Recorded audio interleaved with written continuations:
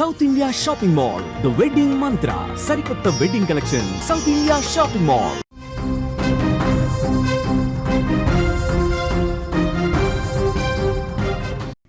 Operation spider web పై Russia ప్రతీకారం తీర్చుకోబోతుందా? సరిహద్దుల్లో రష్యా భీకరమైన దాడులు చేస్తోంది. 1140 మంది రష్యా సైన్యాన్ని చంపామని ఉక్రెయిన్ అంటోంది. యుక్రెయిన్ ప్రకటనపై రష్యా ఇప్పటివరకు స్పందించలేదు. ఇస్తాంబుల్లో శాంతి చర్చలు ఆగిపోయినట్టుగా కూడా తెలుస్తుంది. యుద్ధానికి బ్రేక్ ఇవ్వలేమని కూడా రష్యా అంటోంది. యుక్రెయిన్పై ఏ క్షణమైనా ప్రతీకార దాడి చేస్తామంటూ కూడా రష్యా ప్రకటించింది. ఇస్తాంబుల్ చర్చలు యుద్ధానికి విరామం ఇస్తాయని అనుకుంటే యుక్రెయిన్ ప్రపంచానికే షాక్ ఇచ్చింది. మెరుపు దాడి చేసి యుద్ధ విమానాలను లేపేసిన యుక్రెయిన్పై రష్యా ప్రతీకారంతో రగులుతోంది. ఈ దాడిని రష్యా ఉగ్రవాద దాడి అని చెప్తోంది. ఉక్రెయిన్ మాత్రం మేము సాధించిన విజయమని ప్రకటించింది. దాడి తర్వాత నిన్న ఇస్తాంబుల్లో శాంతి చర్చలకు తీవ్ర ఆటంకం ఏర్పడింది. రెండు దేశాల ప్రతినిధులు ప్రతీకారంతో రగులుతూ ఈ చర్చల్లో పాల్గొన్నారు. యుక్రెయిన్ దాడిని క్షమించేది లేదంటూ రష్యా ప్రతినిధులు మధ్యలోంచే వెళ్లిపోయారు. 2 గంటల ఆలస్యంగా మొదలైన ఈ చర్చలు గంటలోపే ముగిసిపోయాయి. యుద్ధానికి 30 రోజుల విరామం ఇవ్వాలని యుక్రెయిన్ చేసిన ప్రతిపాదనను రష్యా తోసిపుచ్చింది.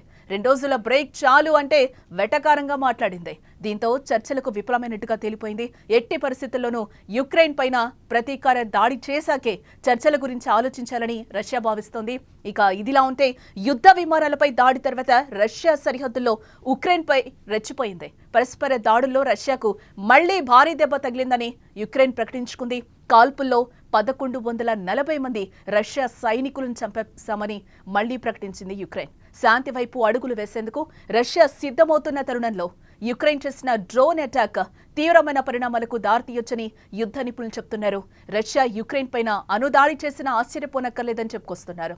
ఇటు యుక్రెయిన్ చేసిన దాడుల్లో రష్యా భారీగా నష్టపోయిందని, రష్యా వైమానిక బలంలో 34% ధ్వంసమైందని యుద్ధ నిపుణులు అంచనా వేస్తున్నాయి. అయితే యుక్రెయిన్ మాత్రం తమ దేశపు పౌరుల ప్రాణాలను బలి తీసుకున్న రష్యా యుద్ధ విమానాలు ధ్వంసం చేయడంలో తప్పులేదని సమర్థించుకుంటోంది. దీంతో 3 ఏళ్లుగా కొనసాగుతున్న యుద్ధం మరింత తీవ్రతరం అయినట్టుగానే తెలుస్తోంది. ఏ క్షణమైన రష్యా యుక్రెయిన్పై మళ్లీ భారీ ఎత్తున విరుచుకుపడొచ్చనే అంచనాలు తెర మీదకొస్తున్నాయి. ఇక ఇదే అంశానికి సంబంధించి మరింత సమాచారం మా న్యూస్ ఎడిటర్ తిరుమల్ మరింత సమాచారాన్ని అందిస్తారు. తిరుమల్, అంటే డ్రోన్ అటాక్ తర్వాత యుక్రెయిన్ రష్యా పరిస్థితులు ఏ విధంగా ఉన్నాయని అనుకోవచ్చు అంటారు? చాలా స్పష్టంగా ఒక విషయాన్ని మనం ఇక్కడ సరిపోల్చాలి. పహల్గామ్ దాడి తర్వాత భారత్ ఎలా రగిలిపోయిందో. ఎందుకంటే పహల్గామ్ దాడికి ముందు భారత్ శాంతి వైపు ఉంది, పాకిస్తాన్ పైన ఎటువంటి ఆంక్షలు పెట్టలేదు. పహల్గామ్ దాడి తర్వాత భారత్ ఎలా రగిలిపోయిందో, ఆపరేషన్ సింధూర్ని ఎంత కఠినంగా అంటే ఉక్రోషంతో చేసిందో సేమ్ సిచ్యువేషన్ ఇప్పుడు రష్యా ఉక్రెయిన్ మధ్య కనిపిస్తుంది. ఎందుకంటే ఉక్రెయిన్ చేసిన దాడి ఇస్తాంబుల్లో తొలి దఫా చర్చలు జరిగాయి, శాంతి చర్చలు. తొలి దఫా శాంతి చర్చల్లో పరస్పరం సైనికుల్ని, బందీలుగా ఉన్న సైనికుల్ని ఒకరికొకరు అప్పగించుకుందామని ఉక్రెయిన్లో ఇస్తాంబుల్ చర్చల్లో రష్యా ఒప్పుకుంది. రష్యా శాంతి వైపు అడుగులు వేసేందుకు కొంత ముందుకు వచ్చినట్టు కనిపించింది. సరిగ్గా 2వ దఫా చర్చలు, సెకండ్ రౌండ్ చర్చలప్పుడు ఉక్రెయిన్కి రష్యాకి మధ్య సీజ్ ఫైర్కి సంబంధించిన ఒప్పందం రావాల్సి ఉంటుంది. సీజ్ ఫైర్ అంటే కొంత బ్రేక్. నిజానికి ఉక్రెయిన్ అడిగింది 30 రోజుల పాటు యుద్ధాన్ని ఆపేద్దాం, 20 నుంచి 30 రోజుల పాటు యుద్ధాన్ని ఆపేద్దాం, ఇప్పటికే తీవ్రమైన నష్టంలో ఉన్నాం, తీవ్రంగా అంటే మానవతా విలువల్ని తీసుకొద్దాం, మానవతావాదాన్ని ప్రదర్శిద్దామని చెప్పేసి ఉక్రెయిన్ ఈ ప్రతిపాదన తీసుకొచ్చింది. కానీ రష్యా ఎప్పుడైతే ఉక్రెయిన్ ఈ ప్రతిపాదన తీసుకొచ్చినప్పుడు ఇస్తాంబుల్లో చర్చలకు రష్యా ముందుకొచ్చినప్పటికీ సరిగ్గా చర్చలకు ఒక్కరోజు ముందు జూన్ 1వ తారీఖున పట్టపగలు రష్యాలో సన్లైట్లో పట్టపగలు 117 డ్రోన్లు వచ్చేసి రష్యాకి సంబంధించిన కీలక యుద్ధ విమానాలపైన, బాంబర్స్ పైన, ఎందుకంటే ఆ బాంబర్స్ పైన అటాక్ చేయడం, 41 యుద్ధ విమానాలు ధ్వంసం అయిపోవడం, ఇది రష్యా తట్టుకోలేని విధంగా ఉంది.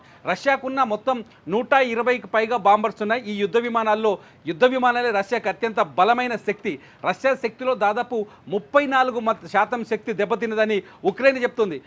యుద్ధ విమానాలు దాదాపు 34% యుద్ధ విమానాలు దెబ్బతిన్నాయి. రష్యాకి ఇది చావు దెబ్బ అని ఉక్రెయిన్ ఇక్కడ సెలబ్రేషన్ చేసుకుంటుంది. పాకిస్తాన్ కనుక సీజ్ ఫైర్ తర్వాత, లేకపోతే ఆపరేషన్ సింధూర్ తర్వాత పాకిస్తాన్ మేమే గెలిచామని ఎలా అయితే సంబరాలు చేస్తుందో సేమ్ సంబరాలు ఇప్పుడు ఉక్రెయిన్ చేసుకుంటుంది. ఇది మేము రష్యా పైన తీసుకున్న ప్రతీకారం అని చెప్పేసి సంతోషాన్ని వ్యక్తం చేస్తుంది. ప్రపంచం మొత్తానికి అర్థమయ్యే విధంగా చెప్తుంది. రష్యా మాత్రం చాలా ఎట్లా గుంభనంగా ఉంది. రష్యా ఇది ఉక్రెయిన్ చేసిన దాడి కాదు అని చెప్తుంది ప్రపంచానికి. రష్యా స్థానికంగా ఉండే ఉగ్రవాదులు చేసిన దాడి చెప్తుంది. ఎందుకంటే ఎయిర్ డిఫెన్స్ సిస్టమ్ చాలా బలంగా ఉంది రష్యాకి. భారత్ వంటి దేశాలకు కూడా రష్యా ఎయిర్ డిఫెన్స్ సిస్టమ్ని అందించింది. S-400 మనం రష్యా నుంచి తెచ్చుకున్నాం. తాజాగా కూడా ఇంకో 2 S-400 ఇవ్వడానికి ఒప్పందం కూడా కుదిరింది. ఇటువంటి సిచ్యువేషన్లో రష్యా భూభాగంలోకి వెళ్ళి ఎటువంటి ఎయిర్ డిఫెన్స్ సిస్టమ్ అంటే ఏమైనా డ్రోన్స్ వస్తే తిరిగి ఎదురుదాడి చేసే అవకాశం లేకుండా రష్యా భూభాగంలోకి డ్రోన్లను తీసుకెళ్లి ఒక కోవర్ట్ ఆపరేషన్ చేయడం. రష్యా ఇంటెలిజెన్స్ పక్కనే ఉక్రెయిన్ గూఢాచారులు ఉండి ఎప్పటికప్పుడు సమాచారం తెలుసుకొని చాలా చావుదెబ్బ కొట్టింది ఒక రకంగా చెప్పంటే ఉక్రెయిన్. శాంతి మంత్రం జపిస్తూ శాంతి చర్చలు చేస్తూనే ఉక్రెయిన్ ఈ దాడి చేయడాన్ని రష్యా భరించలేకపోతుంది.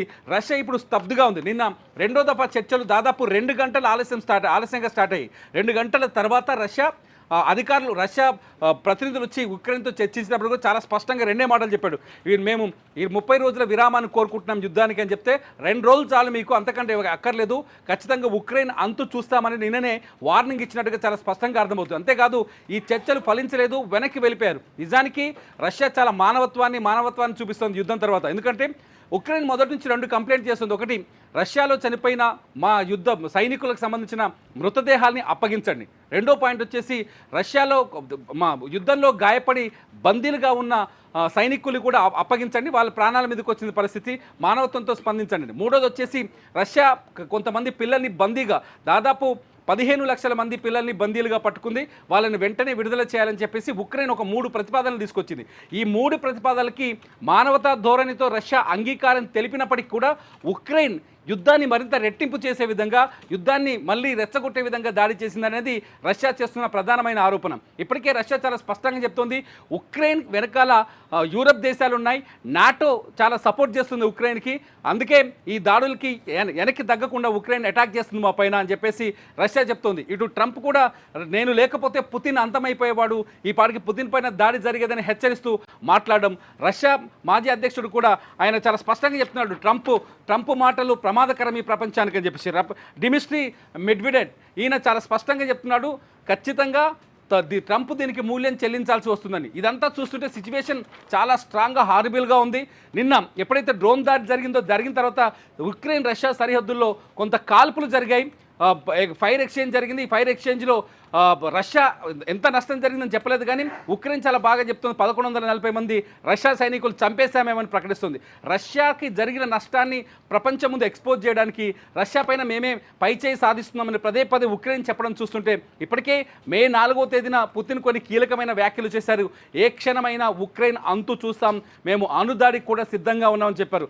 ఇదంతా చూస్తుంటే ఒకవేళ ఉక్రెయిన్ మళ్ళీ ఇంకొకసారైనా రెచ్చగొట్టే ప్రయత్నం చేసినా, లేకపోతే అక్కడ పరిస్థితులు చాలా గుంభనంగా ఉన్నాయి, ఏ క్షణమైనా రష్యా ఉక్రెయిన్ పైన విరుచుకుపడే అవకాశం చాలా స్పష్టంగా కనిపిస్తోంది. నిన్నటి దాడితో రగిలిపోతుంది రష్యా. ఖచ్చితంగా రష్యా అంటే పుతిన్ అంత మామూలు వ్యక్తి కాదు, నిజానికి మానవతావాది అంటారు పుతిన్ని.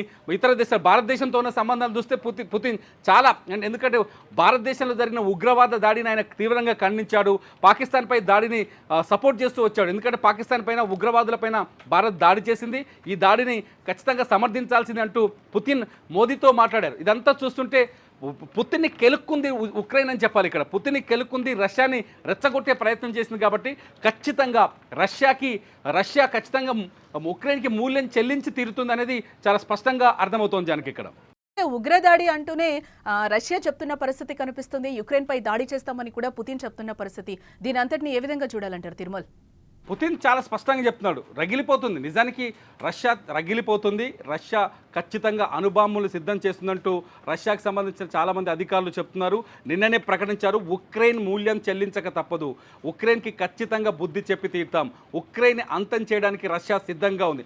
రష్యా చాలా మొదటి నుంచి యుద్ధంలో కూడా కొంత ఉక్రెయిన్ రష్యా మధ్య ఎప్పుడైనా యుద్ధ వాతావరణం మొదలైనప్పటికీ రష్యా ఎప్పుడు ఫెయిర్ హంట్ చేస్తుంది. కానీ ఉక్రెయిన్ ఏం చెప్తుంది, మా దేశాన్ని సర్వనాశనం చేసిన యుద్ధ విమానాల్ని నేల కూల్చాలని మేము నిర్ణయించుకున్నాం. ఎందుకంటే ఉక్రెయిన్ దాడి చేసిన యుద్ధ విమానాలు మామూలు కాదు, అణుబాంబులతో దాడి చేయగలిగే యుద్ధ విమానాలు.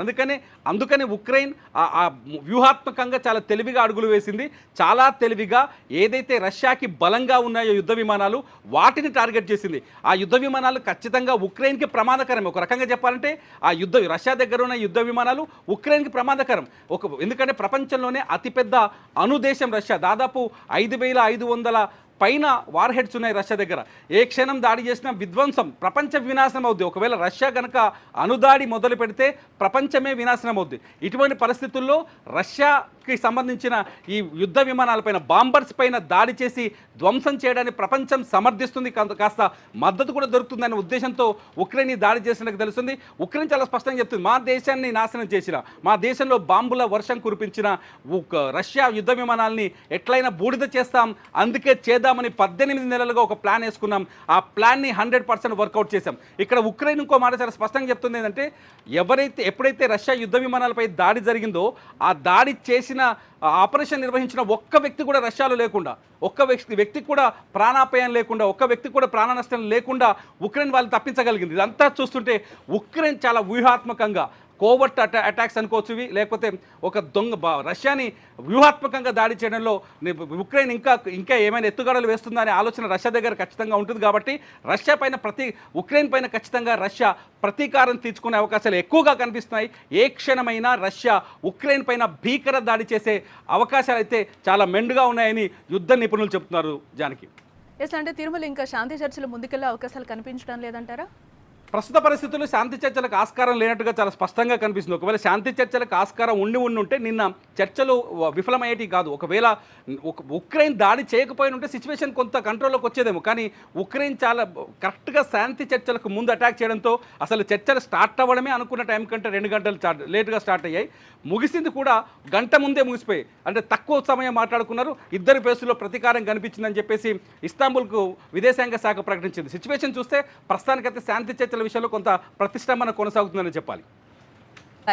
Right Tirumala, thanks for the update. Yes, మొత్తంగా మనం చూస్తే ఇస్తాంబుల్ చర్చలు యుద్ధానికి విరామం ఇస్తాయని అనుకుంటే యుక్రెయిన్ ప్రపంచానికే షాక్ ఇచ్చినట్లుగా తెలుస్తోంది. మెరుపు దాడి చేసి యుద్ధ విమానాలు లేపేసిన యుక్రెయిన్ పై రష్యా ప్రతీకారం ఖచ్చితంగా తీర్చుకుంటామని కూడా చెప్తోంది. ఈ దాడిని రష్యా ఉగ్ర దాడి అంటూనే మేం ఖచ్చితంగా యుక్రెయిన్ పై ప్రతీకారం తీర్చుకుంటామని కూడా పుతిన్ చెప్తున్న పరిస్థితి కనిపిస్తుంది.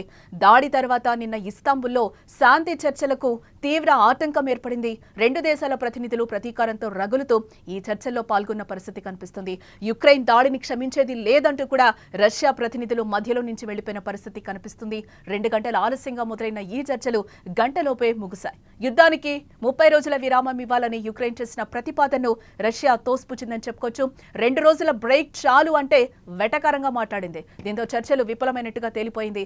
ఎట్టి పరిస్థితుల్లోనూ యుక్రెయిన్ పైన ప్రతీకార దాడి చేశాకే చర్చల గురించి ఆలోచించాలని రష్యా భావిస్తున్న పరిస్థితి కనిపిస్తుంది. ఇక ఇదిలా ఉంటే యుద్ధ విమానాలపై దాడి తర్వాత రష్యా సరిహద్దుల్లో యుక్రెయిన్ పై రెచ్చిపోయింది. పరస్పర దాడుల్లో రష్యాకు మళ్లీ భారీ దెబ్బ తగిలిందని కూడా యుక్రెయిన్ ప్రకటించుకుంది. కాల్పుల్లో 1140 మంది రష్యా సైనికుల్ని చంపేశామని యుక్రెయిన్ అధికారికంగా ప్రకటించుకుంది. కానీ దీనికి సంబంధించి రష్యా మాత్రం ఎటువంటి అధికారిక ప్రకటన చేయలేదు. దీనికి సంబంధించి ఉగ్ర దాడి అని చెప్తున్న పరిస్థితి కనిపిస్తుంది. మరిన్ని అప్డేట్స్ కోసం చూస్తూనే ఉండండి సుమన్ టీవీ.